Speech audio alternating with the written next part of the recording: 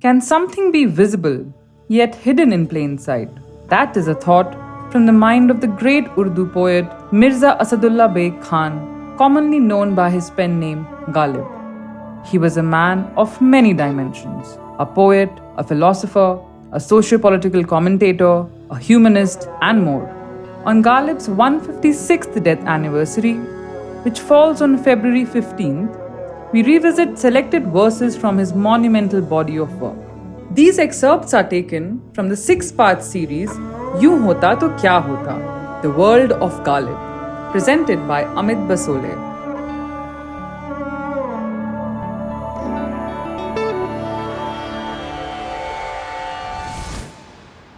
This verse is going to have a bunch of difficult words, so stay with me and we will unpack it.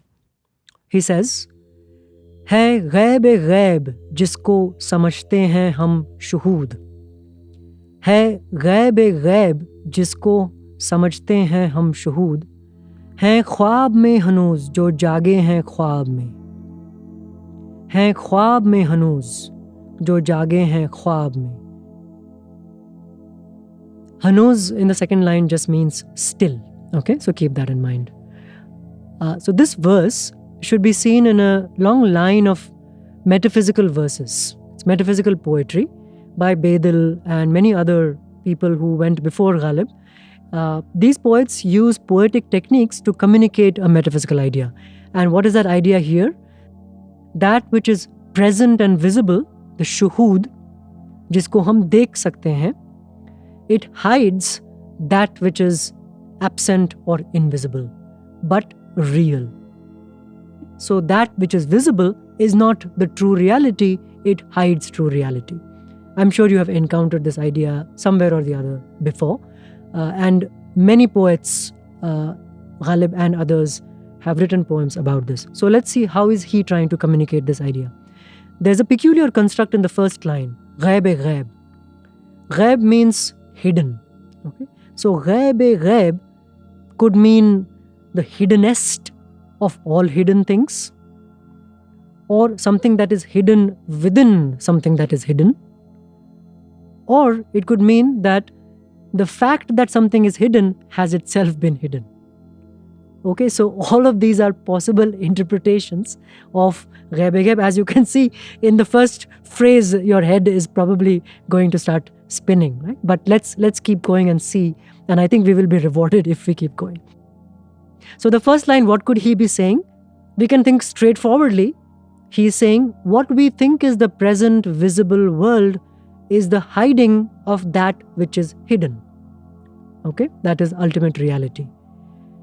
But we are speaking of Ghalib, so some more convoluted interpretations are probably worth thinking about. He probably had them in mind too. Could he be saying that by making the world witnessable or visible, the Creator has truly hidden reality in plain sight, as it were? Right? Because the hiddenest of all hidden things are the ones that are actually visible for all to see. Because then we don't even know that there is anything to be searched for. Think about it. Right? Think about hiding something in plain sight. Maybe that's what Ghalib means by this ghaib-e-ghaib, jisko hum samajhte hain shuhud. Right? We are thinking that something is visible and in sight for us to see, but actually it is the hiding of the hidden thing. Now, all these interpretations are consistent with what he is saying, and indeed one of the qualities of this poetry is that poets try hard to preserve as many meanings as possible. I'll give you a fantastic example of this later in this episode, of multiple meanings. My own favorite meaning here, though, is the last one which I mentioned, which is the hiding in plain sight aspect. That the fact of hiddenness is something which has been hidden by making the world manifest. But of course, to each his own. Ghalib doesn't insist that we take it one way or the other. The interesting thing about how he has done this is that the first line could mean multiple things, and the second line will work with any interpretation of the first line. So the second line is kind of like an illustration of the first. What is he saying? People who are in a dream and see themselves as having woken up, in the dream are still in a dream.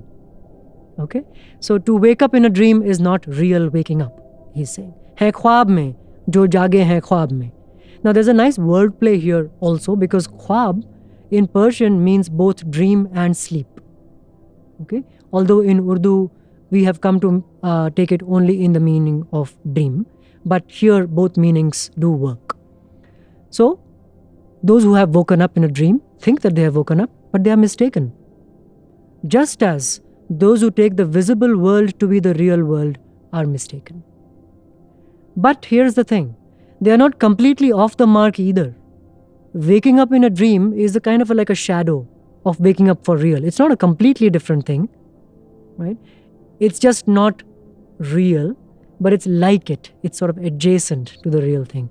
In the same way that the knowledge of the real world is not completely different from the one that is manifest.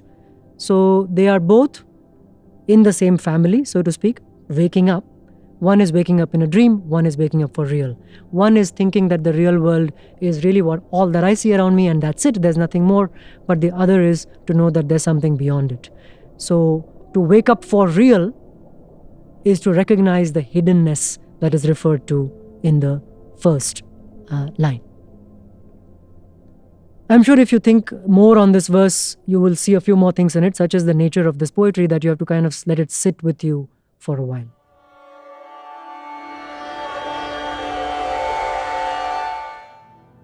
हस्ती है न कुछ अदम है गालिब, आखिर तू क्या है ए नहीं है. You are neither existence nor non-existence, Ghalib. After all, what are you, O you who are not? If you notice, he has turned nahi hai into a kind of a mode of, it's a noun, it's like somebody's name. Somebody's name is nahi hai, is not. O you who are not, what are you? Right? Now, nearly all the commentators who have talked about this verse have described this verse as mischievous, referring to this clever way in which he addresses something that does not exist as "hai nahi hai." Right? Note that the word hai or is, which signifies existence of something, is used 4 times in this really small verse. You can see why Frances Pritchett, in her commentary on this verse, says, and I quote, "This verse sets up what must be close to a maximum amount of paradox in what must be close to the fewest possible words."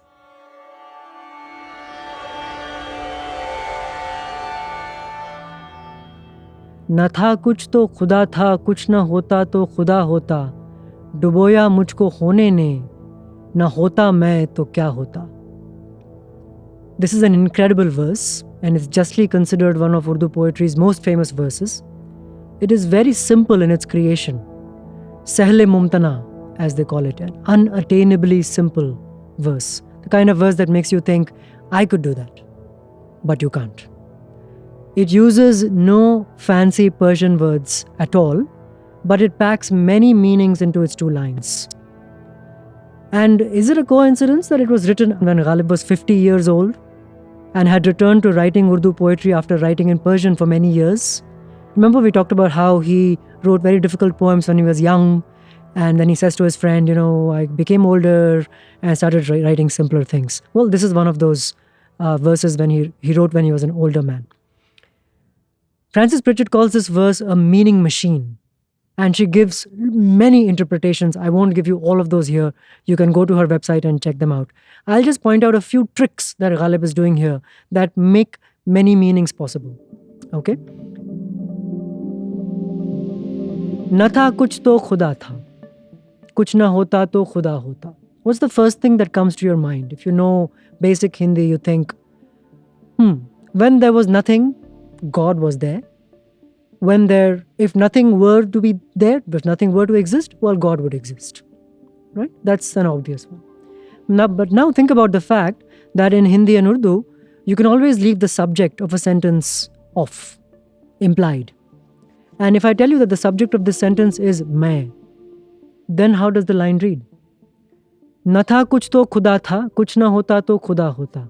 मैं जब कुछ नहीं था तो मैं खुदा था, और अगर मैं कुछ नहीं होता तो मैं खुदा होता. immediately the line has changed its flavor, right? And the meaning is right there to be had, right? Similarly, the second line, डुबोया मुझको होने ने, ना होता मैं तो क्या होता. Multiple meanings are possible. Being, existing was my downfall. That's the first part of the line. डुबोया मुझको, very colloquial. इसने तो मुझे डुबो दिया. It destroyed me. What destroyed me? Existing. If I were not to exist, then what would I be? The clue is in the first line. Or, if I were not to be me, then what would I be? Right? Both are possible. ना होता मैं तो क्या होता, यानी मैं अगर मैं नहीं होता, or if I did not exist. Both are possible. But that's not the end of it. क्या होता, the last bit, again you can make it out to be what would I be or so what. Think about it again. Right? Just so what. Na main hota to kya hota? What if I hadn't existed? What would have happened? Well, presumably nothing much. So all of these meanings can be put together in different combinations, and you'll get a bunch of different moods out of the same verse. He's playing with very simple language tricks to say something profound, but also something that is entertaining, don't you think? Did that excerpt whet your appetite for more Ghalib? Don't forget to tune into Yun Hota To Kya Hota, The World of Ghalib with Amit Pasole. The entire 6-part series is available for free listening on YouTube, Spotify, SoundCloud, and more. You're listening to Radio Azim Premji University. Stay curious.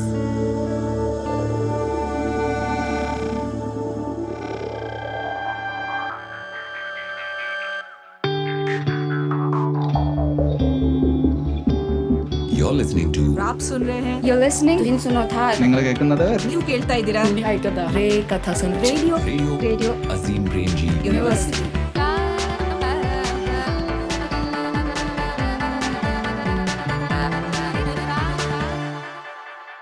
The views and opinions expressed in this program are those of the speakers and do not necessarily reflect the views or positions of any entities they represent.